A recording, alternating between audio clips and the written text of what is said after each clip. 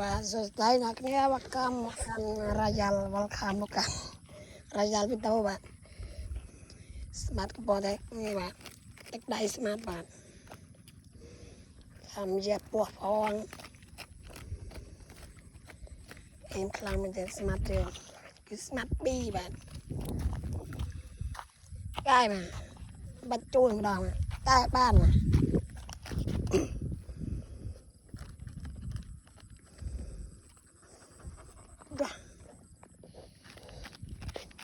đã rồi mà bà khăn ông cà rong đấy nó bắn rồi này ông cà rong cái đã bật tạch mà cà rong cho nè cà rong cho Ganta lực vi cà rong tranh bị cà rong rồi bị đánh vô rồi bạn đẹp tàu bạn mồi vai tao mình gặp ta bị 7 4 5 6 7 7 rút tật một hôm nữa đi đã này lông bình bạn đạp tinh pin tụi pin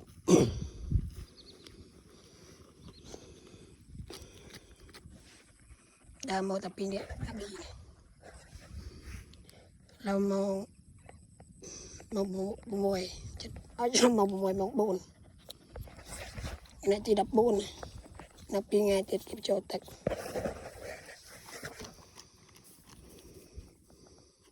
này chỉ đập bồn khe mùi đi quan mà phải bầm mùi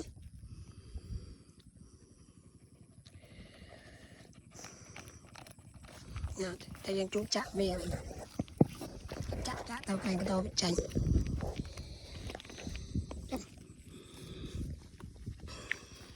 chảy máu bà sái ra cái rồi cái ruột này chứ đâu đây này đây là cái phải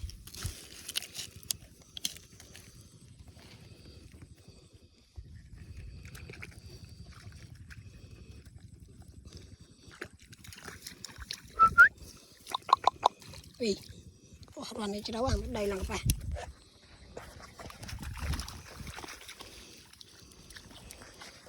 đâu này hộp chẹt hộp cục hộp đỏ xe đệt đó hộp cho đó hộp bị bay nó chẹt ô bạn ơi chọn bàn khăn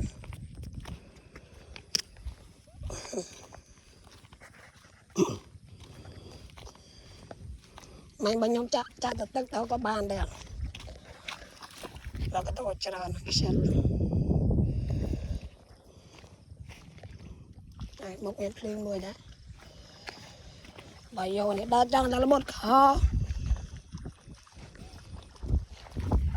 mà trên tất cả lên tật mùi bạn chứ chắc lên tật ấy này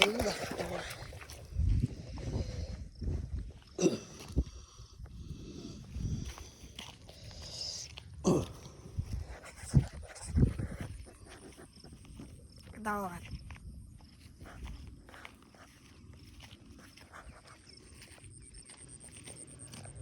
Smart ơi mô Smart cả cây ruộng đi rồi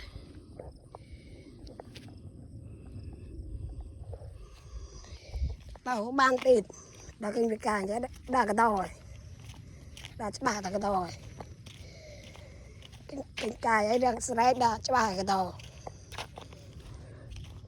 vì bên nào dùng chích nhóm một chuối đã tay mà tam nhau một lâu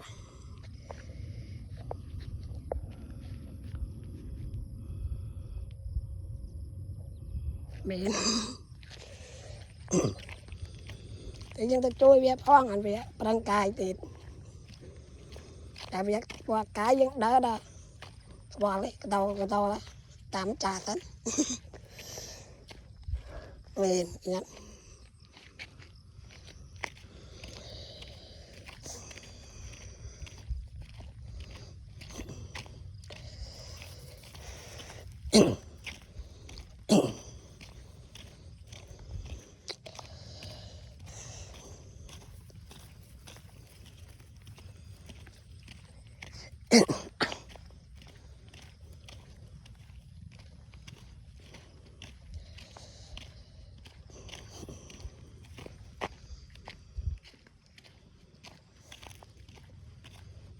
này tí đập bồn ngày tí đập mối kịp chỗ tật cho mình cái tàu ra chơi rồi đợi cho mình cái tàu rồi tạm lười mà kịp chỗ tật tàu này nè cái tàu việc lao với thời ruộng nào nằng tạm sợi tới ta tức mò đã lệch ruộng về tranh về ruộng thì ruộng rồi tạm lười dạ đợi chụp lên cái bia đợi rồi đấy đánh đâu con bong muội lắp tành người Việt làm cho mình phu vài làm cái rong cho bây giờ mặt trong vài lại việc làm cái rong gì hay bi này bị kênh cái rong gì đó kênh cái đầu nó bị cắm lên cái rong rồi đặt cái rong kia nhưng mặt trong là mới tàu cắm ô cái rong à đây là 50 kg rồi cắm ô lại cái rong kia nhung miệng tuột tục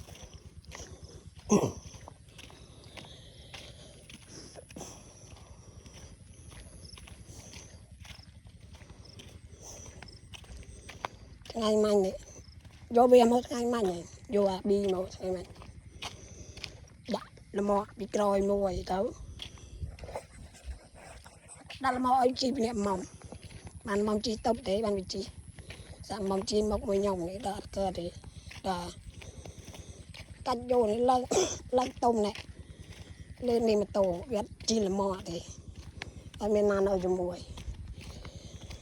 bạn mong là mong chi mới biết chả biết bó đó bạn Việt Nam sinh nghiệp mong cái đánh con với con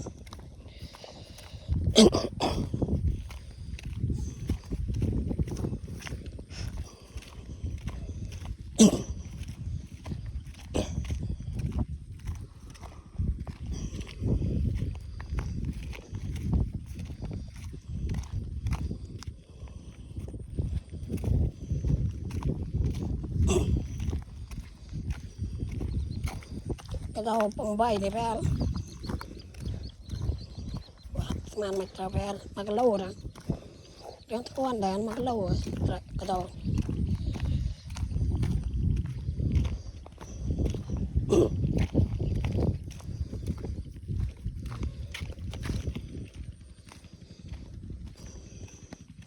áp lý thông để nhung rồi can cái xa rồi đong một pè rồi đặt gạt bắn rồi một bắn mà này bạn đã rồi để chuột cất đây về sờm riêng con các bạn đã rồi này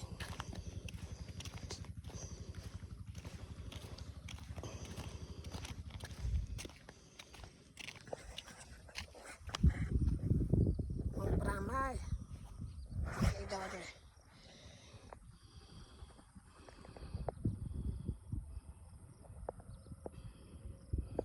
cái đầu với chú trận nào tam cho anh nó không đuôn phong đâu tam cả rong tam chi thì ruộng về còn một chơi ruộng anh thuê đã thế cần sầu đã cho anh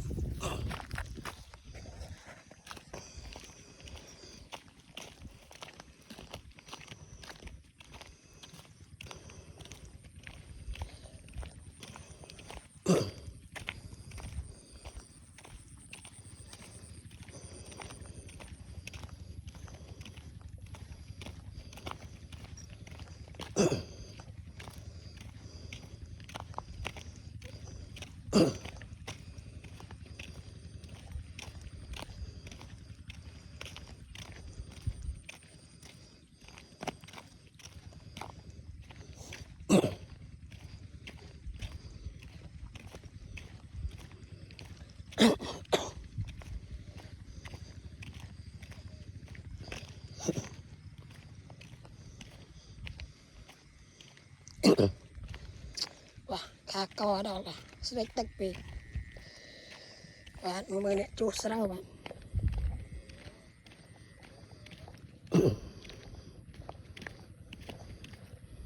cái lọ này cho đâu về ở đâu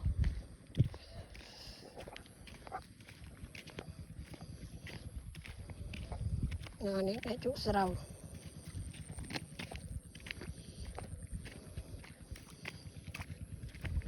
Mấy bé rô lắm. Rô là rô trên đây. Một smart mà mình cái đâu. Một smart. Smart. Ủa đó thật to mà. Bạn làm bài ngon. Smart.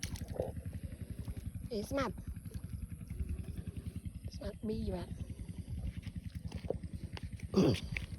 Lật cái đầu đó.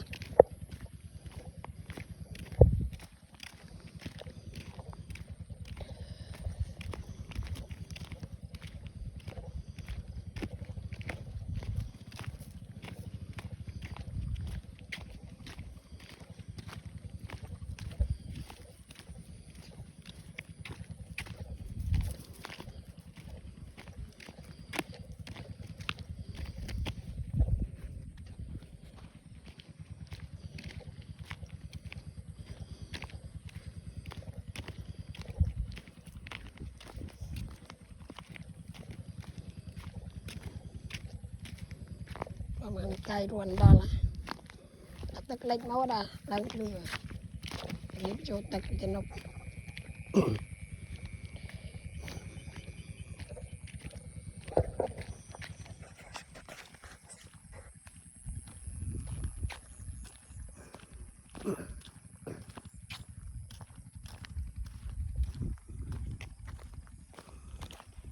ven ta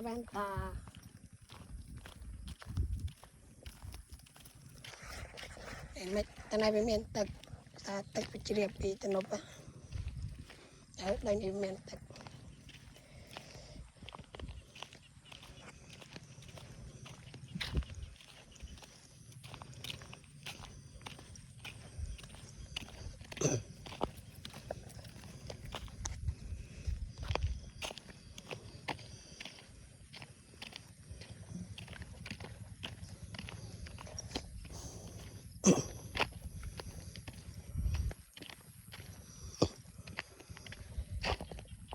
không trời mình nói tên nôm mà chăm tí tăng đang khăn bi bị cho bà tròn chè kinh ruốn thằng mấy cái đó đa việc cài cài nữa rồi rồi trời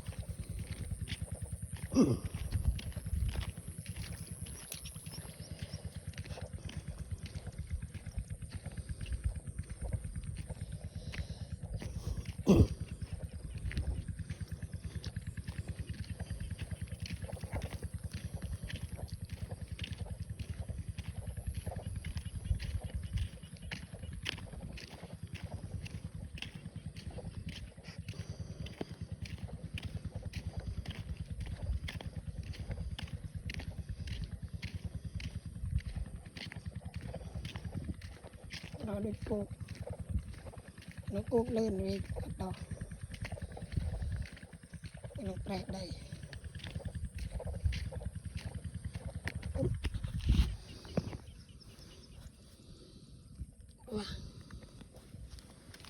ngày đà cái này tôi còm 3 kg nha kìa thằng tao thằng bố 3 kg đâu nó hoa chương mà đây dương chim tô ấy bạn vì sầu dương chọn tao mơ tật mơ ấy chim tô đó này nó hoa chương mà đây 3 kg nè lấy sao vậy 3 kg chính xác tao này tao đồ cái tao phao bự bắt to chương này bạn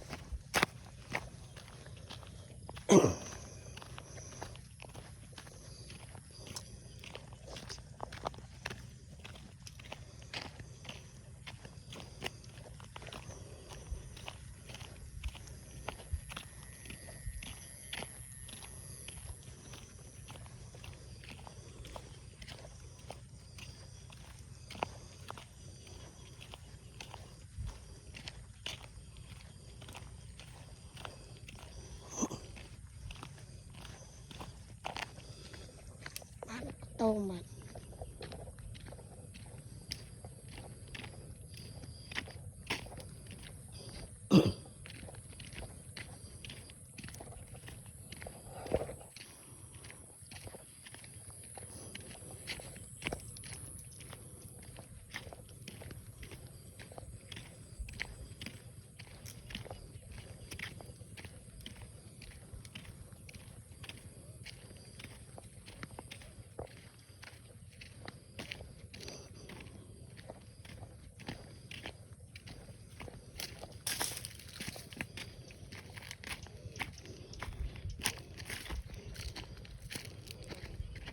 rồi sạt cảm ơn đón gặp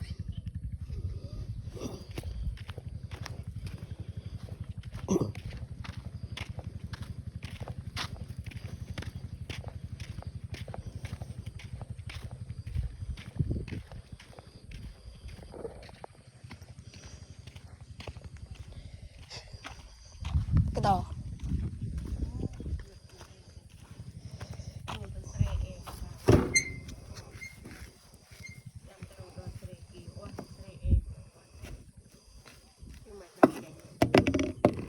chắcตึกได้ครับเราจะ